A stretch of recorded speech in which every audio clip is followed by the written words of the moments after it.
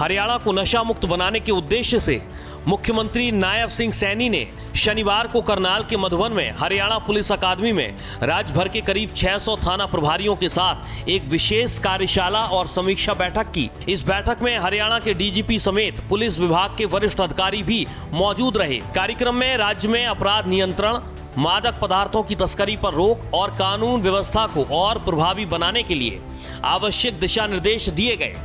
हरियाणा उदय अभियान के तहत आयोजित इस कार्यशाला का उद्देश्य केवल अपराधियों पर कार्रवाई करना नहीं, बल्कि युवाओं को नशे की गिरफ्त में जाने से रोकना भी है। आज हरियाणा उदय के तहत आज कार्यशाला का आयोजन किया गया था कि हमारा युवा नशे में न फंसे, उसको लेकर के पुलिस की जो भूमिका है आज उस पर गंभीरता से चर्चा की है कि जो थाना प्रभारी है अपने अपने थाना क्षेत्र के अंदर इस बात को गंभीरता से देखे, कौन व्यक्ति है जो नशे को फैलाने का काम करता है, ऐसे लोगों के प्रति सख्त कार्रवाई, नशे में फंसे हुए युवा को बाहर निकालना, उसके साथ नज़दीक लाना।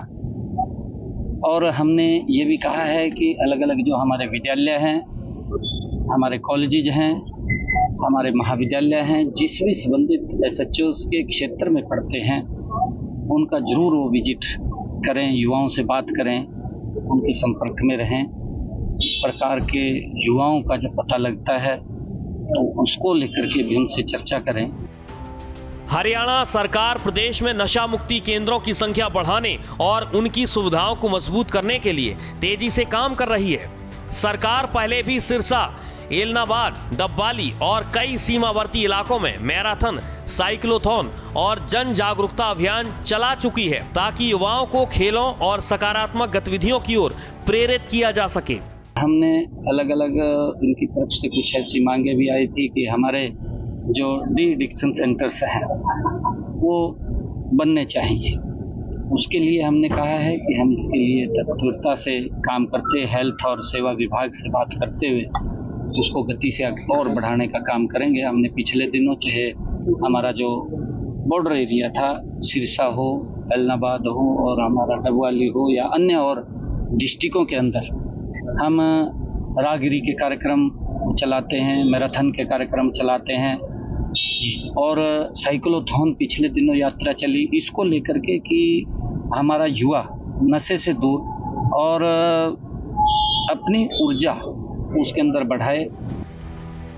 गैंगस्टरों के खिलाफ चल रही कार्रवाई पर मुख्यमंत्री ने हरियाणा पुलिस की सराहना करते हुए कहा कि विदेशों में छिपे अपराधियों को भारत लाकर जेल भेजने में पुलिस ने बड़ी सफलता हासिल की है। मुख्यमंत्री नायब सिंह सैनी ने भी कहा कि पुलिस को युवाओं के साथ मित्रवत व्यवहार अपनाना चाहिए ताकि वे अपराध और नशे जैसी बुराइयों से दूर रहें। मुख्यमंत्री ने अभिभावकों से भी अपील की कि वे अपने बच्चों की गतिविधियों और मित्र मंडली पर नियमित नजर रखें। उन्होंने कहा कि परिवार, समाज और पुलिस के संयुक्त प्रयासों से ही हरियाणा को नशा मुक्त और सुरक्षित राज्य बनाया जा सकता है।